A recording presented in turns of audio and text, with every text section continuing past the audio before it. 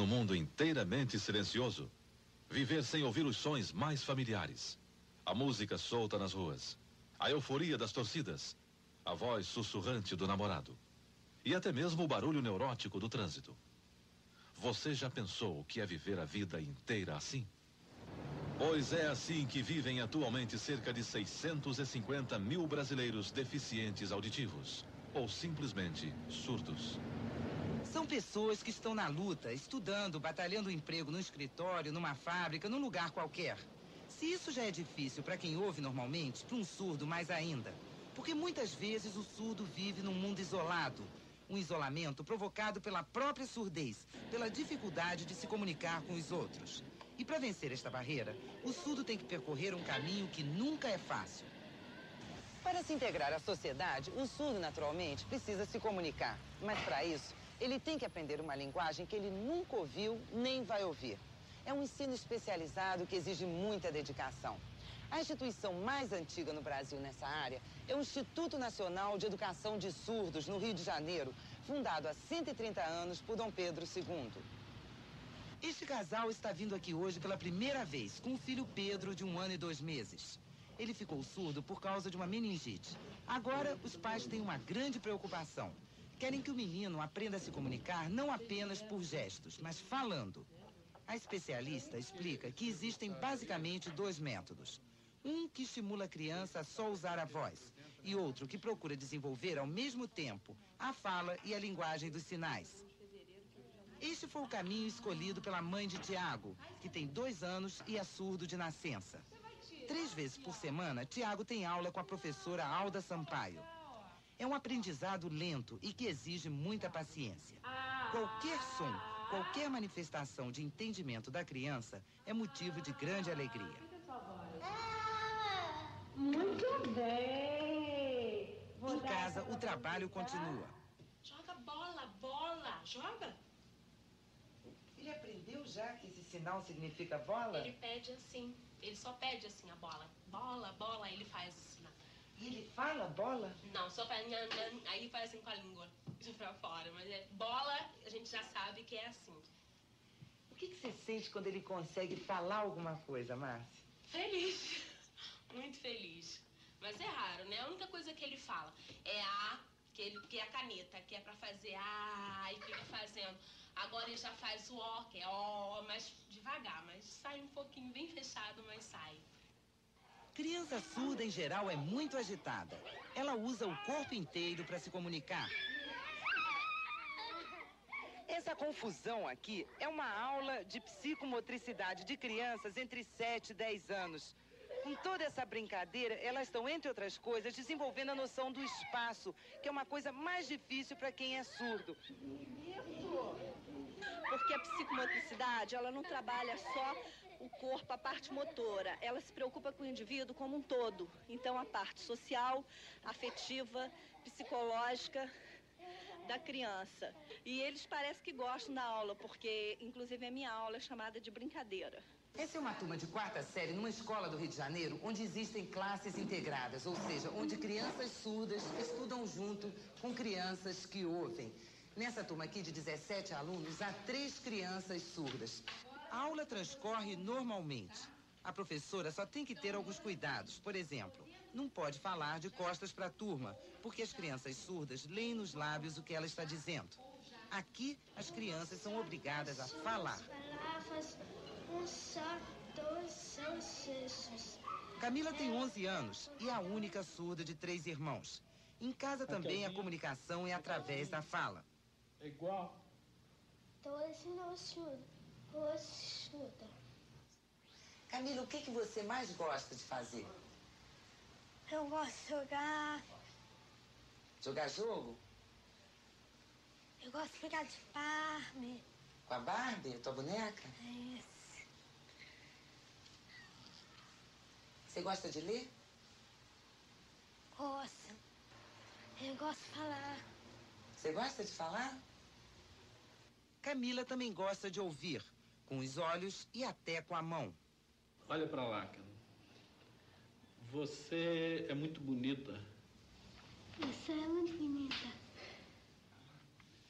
Você pode ficar se lamentando, por exemplo, que o filho é surdo.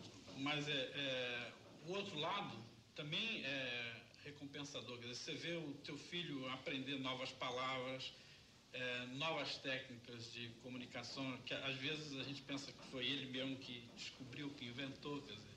Então, isso é um aprendizado, faz parte de um aprendizado, é uma maneira diferente de encarar a vida. Quem pensa que surdo não curte música está muito enganado. Esse grupo aqui adora uma gafieira. Cavalheiros e damas dançam perfeitamente no ritmo. Como que um surdo pode dançar?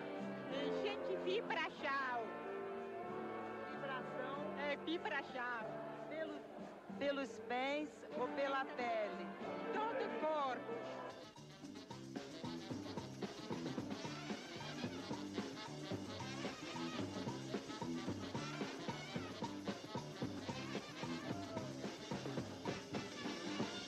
Daquele grupo que estava na gafieira, quase todo mundo trabalha aqui nesse centro de digitação. O barulho das máquinas não incomoda ninguém. Aqui, os 46 digitadores são surdos. Eles são considerados excelentes digitadores.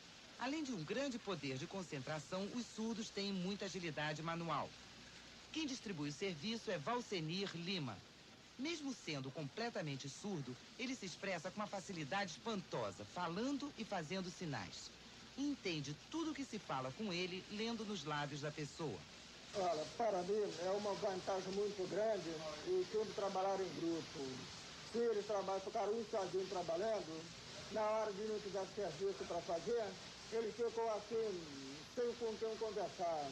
Então, eles estão trabalhando juntos, procuram ajudar um ou outro. Essa é uma vantagem muito grande para eles. Você está contente aqui? Estou muito, muito contente. Estou trabalhando aqui, eu estou ajudando a minha família, eu estou trabalhando com meus amigos também.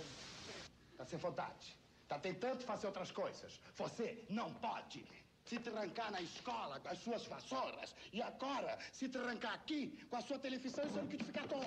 Não está trancado aqui dentro. Não é a mesma coisa. E qual é a diferença?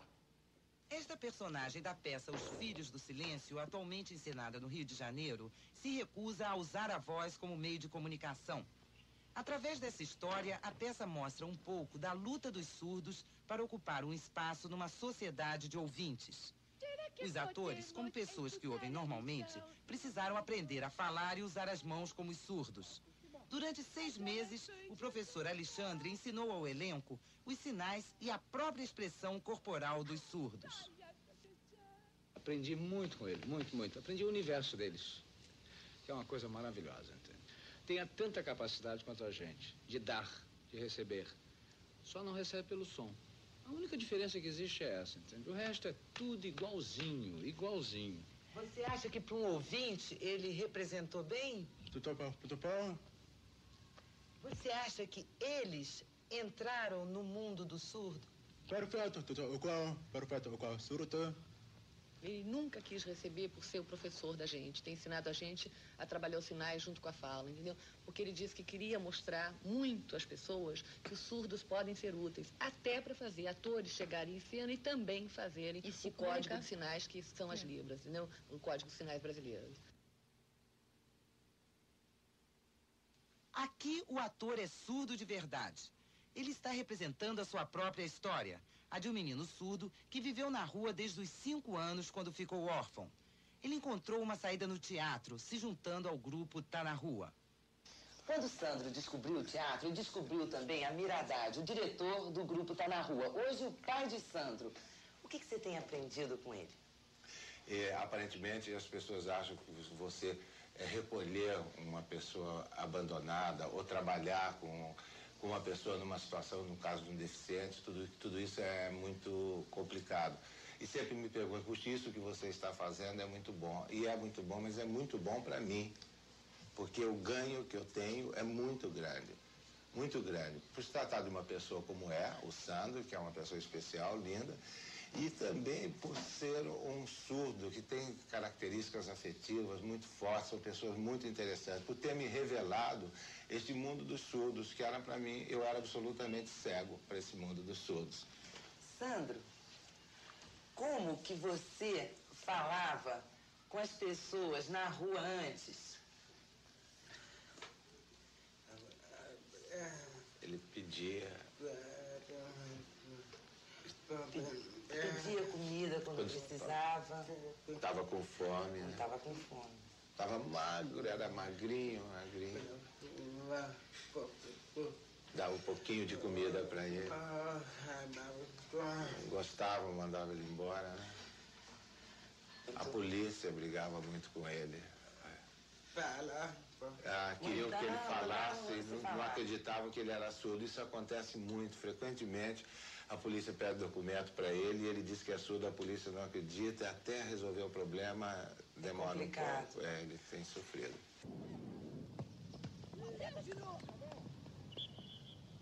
No caso de Silvio Júnior, o mais importante mesmo foi uma grande força de vontade. Aos 14 anos, ele conquistou, entre 20 candidatos, o lugar de goleiro no time mirim da Portuguesa do Rio.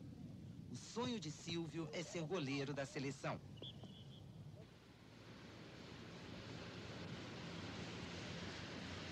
No mundo do surf, ele é conhecido como Carlos Mudinho. Há 20 anos concorre em campeonatos de surf e continua um dos melhores do Brasil. Hoje ele trabalha numa fábrica de pranchas de surf e a assinatura dele é considerada uma garantia de qualidade. Vera Lúcia também é uma vencedora. Aos 31 anos já fez 3 faculdades: matemática, química e análise de sistemas. Ela trabalha na implantação de programas de computador nesta empresa. Vera Lúcia ficou surda aos 5 anos e nunca estudou em escola especializada para surdos. O que você acha importante de dizer para as pessoas surdas? Em primeiro lugar, que encarem a deficiência com bom humor. Que nunca desistam. O caminho é muito duro, muito difícil, porém vale sempre a pena. Não importa que você não fale com uma voz bonita, mas que você transmita alguma coisa. Voz feia, baixa, alta. Mais importante é você transmitir a sua mensagem.